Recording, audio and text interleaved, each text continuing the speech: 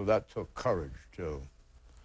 Okay, the Triple Crown. Let us assume, for the purposes of this program, that the current Senate composition remains unchanged until Election Day, notwithstanding the tragic death of Paul Wellstone, which would render that seat vacant. We'll assume that 1 week from this coming Tuesday, 50 Democrats, 49 Republicans, and 1 independent are the slate, with some of those up for re-election. A GOP Senate takeover is possible. In fact, many believe plausible. If so, Republicans would then control 2 of the 3 branches of government: Congress, both Senate and White House, Senate and House, and the White House. With that measure of political clout, what is likely to happen with the Bush legislative agenda? To help this group along, we have on the screen a list of possible elements of the Bush dream agenda. Taxes. Obviously, the president wants to make permanent his $1.35 trillion tax cut. He would like to eliminate the inheritance tax. He would like to cut capital gains. He would like to eliminate double taxation on corporate dividends and perhaps replace the tax code with a flat tax, a value-added tax. Now, what do you think of that, Mort? Well, I mean, I think that is certainly his dream agenda. I myself, being a fiscal conservative, would have real difficulties with it. The political possibilities are enormously enhanced if the Republicans control both the House, the Senate, and the White House. I still think that will produce a huge political firestorm. The Republicans will use the weakened economy, it seems to me, as a cover for cutting taxes. The Democrats will see a lot of areas where they think money ought to be spent and not given away in the form of additional tax cuts. Do you see anything unrealistic there in expectation, Clarence, notwithstanding a Republican takeover of both the Senate and the House? Well, we do have the economy in the larger sense to worry about, that the public does not feel that confident unless there's a dramatic change there. Many people feel it would be irresponsible to have a big tax cut. So it's if the Republicans take back the Senate, they will do it by a seat or 2, and you still have to get over that 60-vote hurdle in the Senate. I think that whole agenda you put up is a non-starter, with one exception, and that's the making the ending of the estate tax permanent. I think there's enough sympathy for that on the Democratic side, despite the devastating implications on the Treasury and what it would cost and who it would benefit. The Democrats took over the Senate because of the defection from the Republican ranks of Jim Jeffords. Is there a possible defection from the Republican ranks again? There is. There's Senator Lincoln Chafee, the most liberal member of the Republican Party, possibly in the entire Congress. He has never, sort of said never say never about switching parties. I think. So then it could tumble again back to the Democrats. It could tumble again, but he may be reluctant to do it because you never want to be the second act in that kind of drama, and he may not benefit the way Jeffords has in Vermont. What is his complaint? What is his complaint against? He feels like he hasn't been treated well by the Republican leadership, that he's isolated. Because he's too moderate for the taste of the Trent lot? He tends to vote with the Democrats on a lot of issues that matter to the Republicans. You know, one thing that will make a difference, a huge difference, is that when you talk about Republicans controlling 2 branches of government, the third branch is the judiciary, and a Republican majority in the Senate would ensure that the president is able to get his nominees through, conservative nominees, and possibly take over the third branch of government. I want to whip through these because it gives us a clear idea of what could be in store, in part or reasonably close to whole, of what lies ahead if the Republicans do take over with their Bush dream agenda.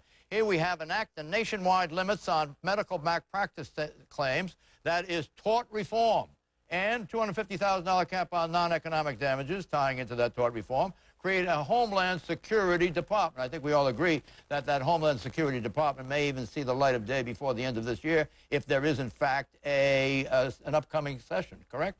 A lame duck session. It would if the Republicans are able to take control because of the seat in Missouri. Well, do you see tort reform coming up? Oh, that's such an oldie but goodie for the Republicans. And again, I don't think they're going to get 60 votes in the Senate for that. And You're if talking you don't about have the supermajority that is sometimes call-upable. Exactly. But you know what the Republicans are trying to do now is create this sense of inevitability about the election. And I think where feeding into that as well. But there are still 10 days left here. We've got the sniper behind us. We've got the war resolution is voted on. People may start paying attention to issues where Democrats have an advantage. So lest you feel that the dream list may get foiled. lest you feel that the design of the composition of this particular program, the subject matter, is my flacking for the Republicans. I want you to know, that it could work the other way. Namely, the presentation of an all Republican government, legislative and White House, could frighten people. Right. However, chances are it would help Republicans because of turnout. When Republicans see what we're seeing here today, and I'm going to advance the Bush dream agenda, it might bring their salivation level up higher than the chill down the spine level of the Democrats. I think it's a scary Halloween agenda. It certainly brought your salivation level up. Right. Expedite judicial nominations, subsidize drug costs for Medicare patients. Those two are within reach, are they not? Let's see that next slide.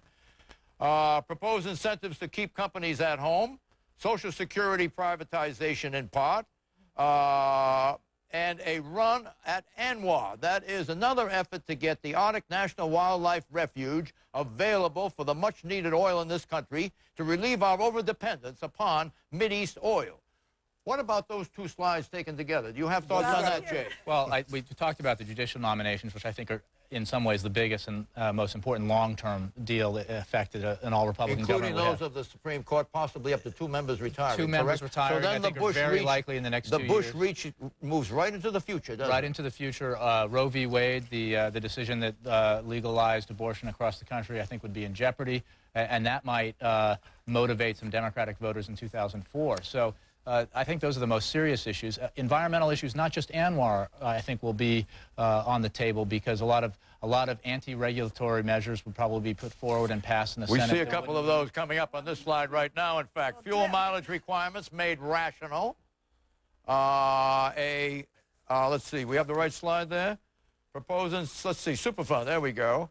Then the fuel mileage requirements made rational. Superfund, Kyoto global warming, and the cabinet shakeup. Yeah, the cabinet shakeup may appeal to a lot of Republicans to vote. They might like to see ourselves rid of an economic team that is not providing the support that the president needs to move forward his imaginative... I would say that the likelihood of that is the shakeup on the economic side of the administration. You think Paul's going to stay?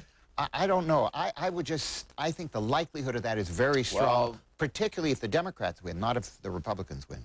I think there is a great deal of unease about the economic leadership in this country under the current staffing at the cabinet level and at the White House level. You know, John, when you say making fuel standards more rational, I assume you mean burn as much oil and fuel as you want. The agenda you put up there, drilling in ANWR, plus privatization of Social Security accounts, are not really wildly popular with a lot of voters. And that, I think, is the danger if the Republicans do take over, is that they overreach and they pull a Gingrich. Yeah, I think the privatization of Social Security will be held until 2004 at the earliest. Or 2005. Final exit question. Make it very fast, please. We're way over. The exit question is, will the Republicans take over the Senate? Mort? Yes. No. No. Thanks to your frightening Democrats and their base with this talk of Social Security privatization, these judicial appointments, for heaven's sakes, John, ANWR, I think there's going to be a groundswell, especially in Florida and some other key states where Democratic base rises late, like on the last weekend, and you may have done a great service for the Democratic Party. So you think this is going to energize the Democratic base more than the Republican base? So it's 3 against you and me, Mort, 2. That the Republicans will not take over the Senate. Issue 2, sniper terror. I, too, want to tell you that my heart goes out to the victims and the families of these shootings. Just 2 men and the incredible pain, suffering, and havoc they've wrought. Thursday's arrest of the 41-year-old Washington area sniper and his 17-year-old accomplice ended the torment that had paralyzed this region for 3 long weeks. The bloody spree, 13 victims, 10 dead, sparked an unprecedented manhunt. Over 1,000 state, local, and federal investigators were involved, including state and local police, The FBI, ATF, Secret Service, U.S. Marshals, and U.S. Army RC-7 reconnaissance aircraft. In the sniper's wake, devastated families and friends, school closings, traffic gridlock, persistent, tangible fear. Question. Like the July 4th Los Angeles airport shootings by Mohammed El Hayat, an Egyptian, these sniper shootings appear to be the work of a freelance Muslim radical, unconnected to any terrorist network. Should we be alarmed that ordinary Muslims may be taking up bin Laden's call for a jihad against any American at any place? Jay Connie. I think we have to wait and see. We don't know what John Muhammad's motivations were. There's some talk among people he knew that he was upset after 9/11, sympathized with the hijackers, but we don't know that that was his motivation. He had a wide history of problems in his marriages, run-ins with the law, But he failed business. But you're right. He changed his name. But that doesn't make him But he worked at the Islamic mosque. terrorist. That's true. But yeah, I think Jay's hitting on something, though. You know, there's really closer similarity to Timothy McVeigh, another Gulf War veteran, who also, if you ask his old Army buddies, will talk about how disgruntled he was over America's foreign policy, etc. Muhammad became a Muslim, evidently, because of the same underlying psychopathic problems that he had. And not the other way around. In other words, it was his personal insanity, if you will, that appears to have led him toward the path of defending al-Qaeda and murder, as opposed to the other way around. There's just a small part of the Muslim population that sort of buys into this militant extremism or the Wahhabism, and he may have been a part of it. We don't know. That part of the Muslim community is, it seems to me, a real area of concern in this country and around the world. But the bulk of them are not of that view, and I just don't know enough about it. I just want to add this point, Ellen. I'd like your response to this. Bin Laden had issued his fatwa, his religious decree, which calls for the killing of Americans anywhere, any time. And this sniper worked at the mosque, and I'm just wondering whether it is not felt in certain radical circles at the mosque that this is the way to go. Well, first of all, I don't think his race or his religion had anything to do with this. I think this guy is a random psycho loser.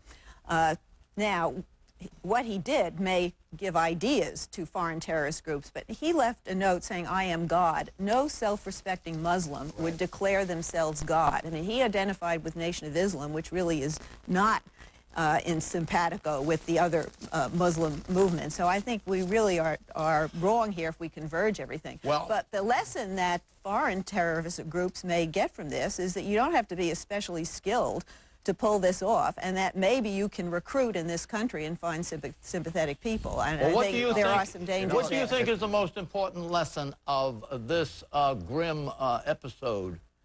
Well, I think generalizing is very dangerous. I think this is a bizarre individual, and I don't think we necessarily You want me to help you? should You want me to expect help you? others to You follow. want me to help you? Yeah, before you help me, let me just give you my views. Look, I think it just shows how vulnerable a civilized society is to one man or two people. With no infrastructure. Who could paralyze everything, and it was a cumulative thing. By the time you got through the thing, nobody was going anywhere. Could you see this happening in 10 states or 20 states simultaneously, engineered, synchronously engineered by the al-Qaeda? Not only could I see it, but I have to tell you, our intelligence services can see going after soft targets with low-tech things. It could paralyze this country. That is that's why we cannot. If we allow that this level of vulnerability that Mort has described in Parvo, on a small scale, I mean, we said nothing about potential suicide bombings. If that's the truth, what about the necessity for citizen mobilization? Thank you, John. Is that the other big... Absolutely.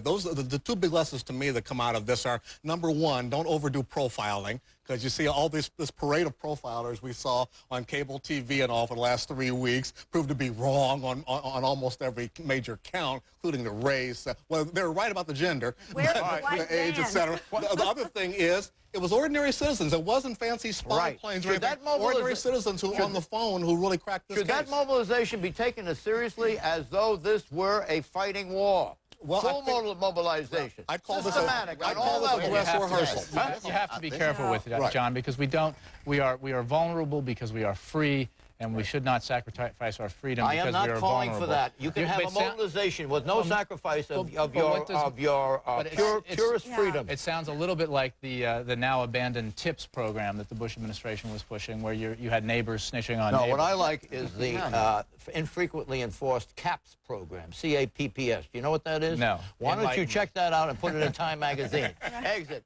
Are these sniper victims just as much victims of terrorism as those who died on 9/11 and therefore deserve the same monetary compensation as the others received? What? At this point, it's just a domestic issue of somebody who might have been You a say no? psychopath. Therefore, no. One do you say? random psycho against an organized attack by Al-Qaeda doesn't do you match say? up. And No. No.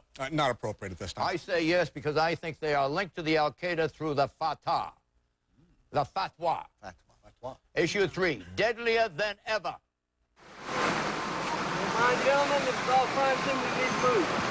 While America's eyes and ears were focused on the sniper, the worldwide terror campaign of Al-Qaeda and its cohorts raged in the month of October alone.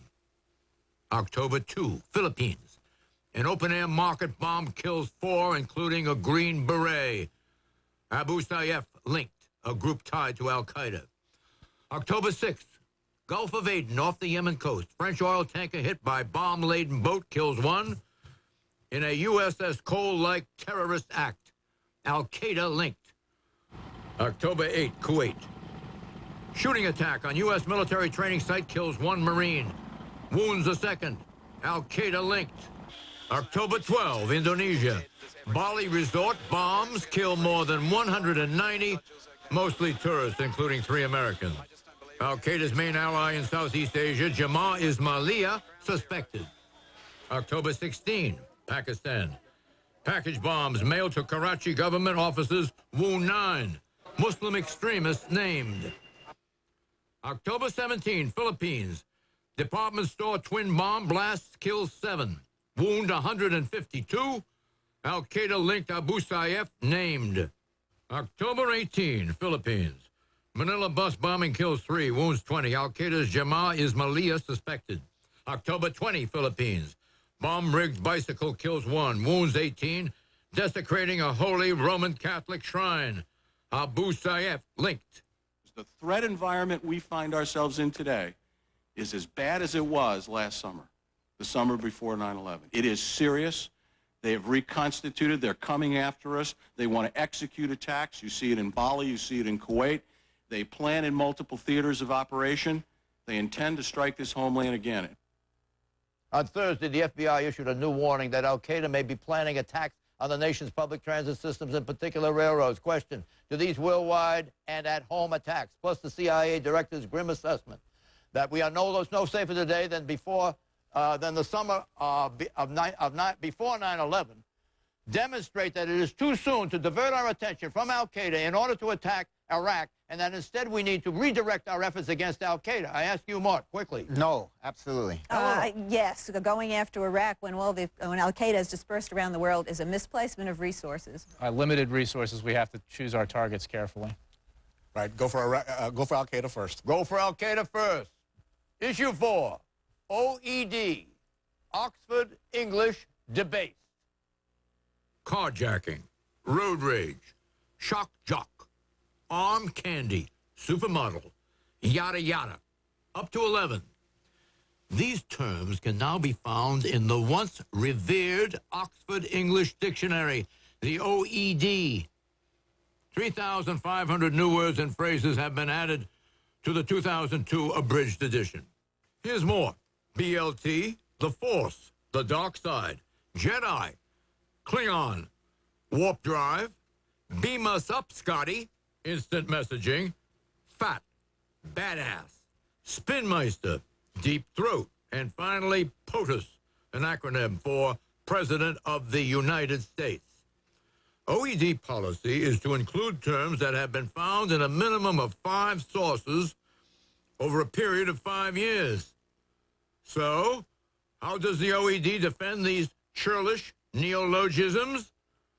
The English language is in flux, explains OED editors. Question. Blair's New Britain. It has one of the highest violent crime rates in the West, despite the strictest gun control. The royalty has disgraced itself. Hoof and mouth disease and mad cow and other freakish afflictions are devastating the lands. And now the British can't keep the OED safe from debasement and faddishness. Is it not abundantly clear that the United Kingdom standards are in plunging and irreversible decline? I ask you more. Well, since the dictionary, the largest single contributor to the original dictionary was a brilliant man who was in an insane asylum for about the last 30 years of his life, I think this sort of continues in the grand tradition. I don't think it debases the Oxford English Dictionary. Did you ever hear of a man by the name of Eric Partridge? No, I have not. He wrote a dictionary of slang, and in his somewhat antique prose, in the introduction to that, he says that that's supposed to be a companion volume to the Oxford English Dictionary. Right. So why don't they just put it in the dictionary of slang? You know, you have an elitist... I think it's fine to reflect language as it is spoken. Otherwise, we'd be saying hence and wherefore. And, well, why don't we wait to see if we'll endure? For example, when was the last time you heard the word groovy? Well, first of all, can't they take it out? Are you feeling groovy, John? Groovy. What happened to that? Don't forget The English language I mean, these words are going to disappear. No, certainly not all of them. Most of them will, in Will fact. badass disappear? Never. And by the way, what's up to 11? Up to 11, I believe, is a reference to a fabulous movie called This is Spinal Tap, a mockumentary about a band where a guy says his amplifier has a volume control that goes up to 11, man. Okay, fine. But that's so esoteric that you don't even know what it means. I do know what it means. Barely know what it means. You don't know what it means. You got to be under 35.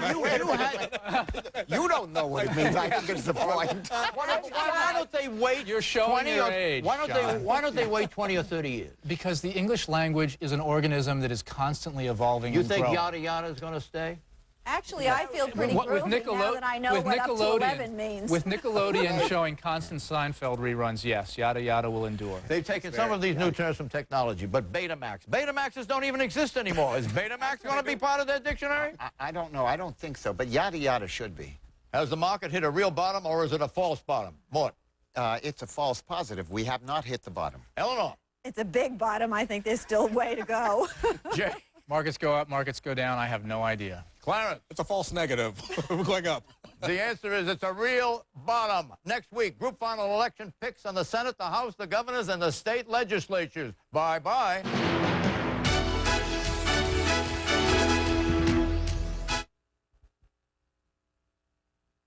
Make progress every day. Verizon.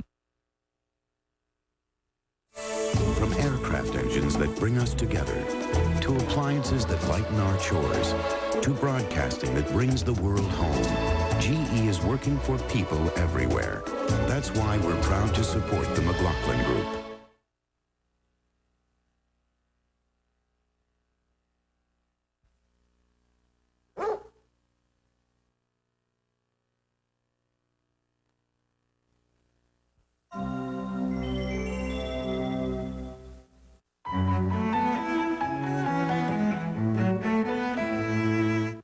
Next time on Nature, underwater cameraman Mike Degree and a team of experts dive thousands of feet into the unknown. All there is below here is the abyss. Where exotic marine life, lost shipwrecks, and unexpected beauty await.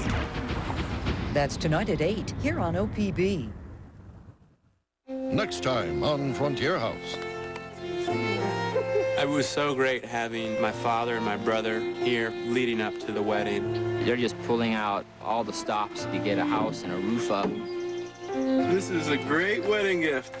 Last gift of my bachelor life. It is really fun getting all pretty and putting on pretty clothes and getting clean. This is so great to have a special day like this. That's tonight at 10 here on OPB.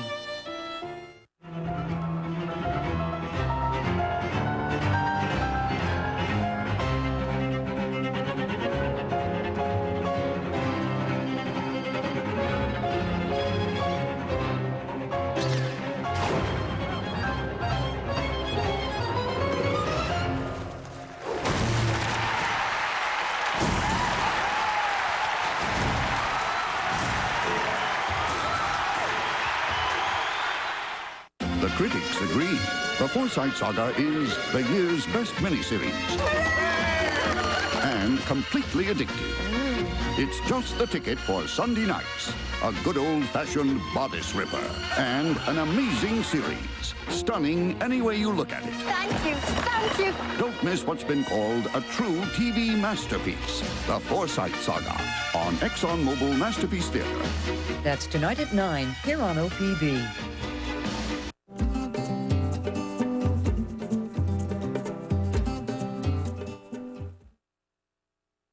Funding for local broadcast of Cooking with Capril and John has been provided by viewers like you and by the following.